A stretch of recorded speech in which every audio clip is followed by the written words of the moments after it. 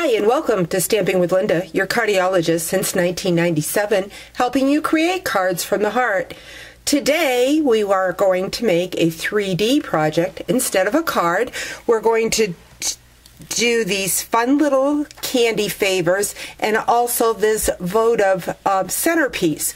And the cool thing about this is they are all made from our empty Stampin Up button and brad containers. How fun is that? So let's get started and I'll give you some tips. First off, we need to, for my candy favors, we need pieces of designer series paper. I used B of Good Cheer designer series paper, and the measurements for this is 3/8 by 8.5, and this will go along the bottom of your candy favor or the top lid from your brad button. This piece of designer series paper is 3/4 inch by 8.5, and it will go around like so for the top of your candy favor. I used the sticky strip for this part. For this bottom narrow piece, I just used glue dots to glue around. But I kind of want to show you a trick. There's that favor again. I'm going to just set it right here so you can watch so you see what I'm talking about. The bottom of the button fits nicely with our 2.5 inch circle punch. So I just punched that out of my designer series paper and did two of them, one for the bottom and one for the top. But there is a trick. This is our window sheet that is in here, and what I did was I need to have a guide as to where my glue dots should go. So I went ahead and I applied my glue dots to my window sheet like so.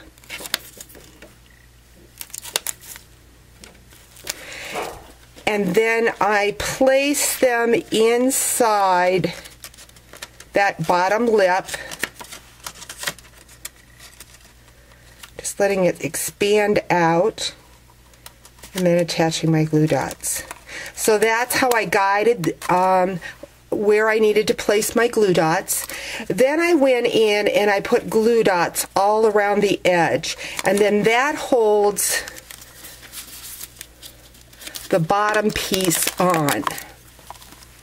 Your top piece will come off. So that is doing the decorations for the lips of your button holder. Now I want to share a couple of tricks with our sweater trim. This is 1/4 inch sweater trim, and it is found in the holiday catalog. I just tied a square knot and let the little ends hang that I put my mittens on. But to make this top here, I just took a piece of chipboard, and this measures 2.5 inches. I wrapped my sweater cord around like so, about 10 times. And then I cut that. Of course, I can't find my scissors, but you know how to cut. And then I took my baker's twine, pulled this off, wrapped my baker's twine around here very tightly, tied a knot, and then cut the ends here so that I've got my little pom-pom. Next, what I'm going to do is I'm going to show you how I did my mitten. Stampin' Up! Came out with a great punch, a mitten punch. The only problem is it only has one glove. And if you have children, I know you have many pairs of gloves with just one glove, but we really do need 2 gloves, one for each thumb. And when you're making this project, I put gloves on the back side. I got this idea from Jill Olson. This one I made, I put the peppermint in. Jill Olson is my upline, and she did this one for me as a gift for Founders, and she actually used the stamp set, so she was able to punch 2 of the mittens out, but for the mitten on the back side, she had to free cut. So what I did was, I did my mittens with the Designer Series paper. I cut my Designer Series paper about 1 1/4 inches, and so when I put it in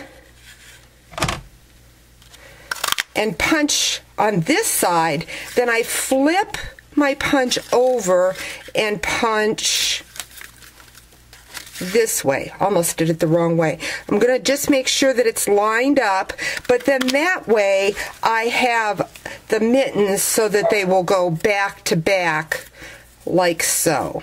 This one's different. I need to do one more so you can actually see that. So let's punch another one. And so if you flip your punch back and forth on your Designer Series paper, then you get the different mittens, like so.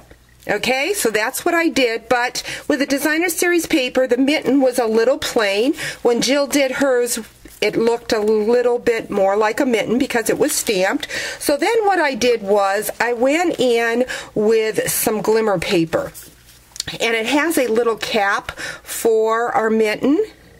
So I punched the cap out.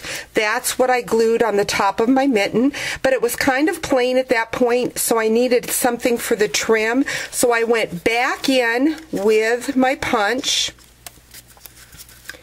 and I just, let me just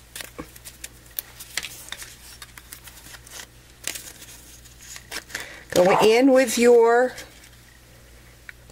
glimmer paper, and I just brought it down to the cuff of the mitten, punched again, and that way I have a nice little glimmer cuff for my mitten. So there you have the fun candy holder, but I wanted to share what I did here. I used the Perfect Punches stamp set. I stamped the Joy at Christmas twice, once in Cherry Cobbler and once in Gumball Green. I took my 1 3/4 inch scallop punch.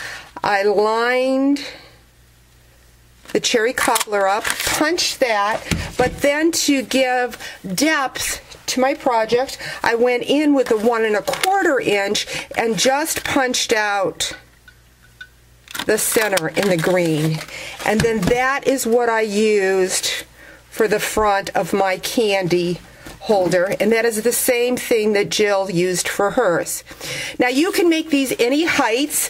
Jill, you cut the licorice in half and filled hers with licorice, or you can make them taller and put the full pieces of licorice in. However you want to do it, you can do them as a canister set, and just varying the size of the window sheet. I don't know if I told you earlier, but the window sheet is cut at 3.5 inches by 8, and that gives you this height.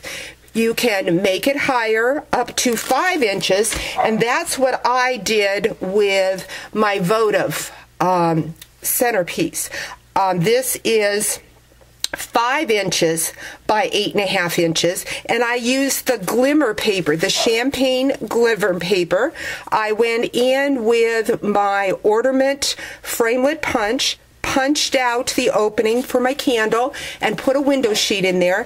The silver glimmer paper is the same size as the Designer Series paper on the candy, which is 3/4 by 8.5 for the top, 3/8 by 8.5 at the bottom.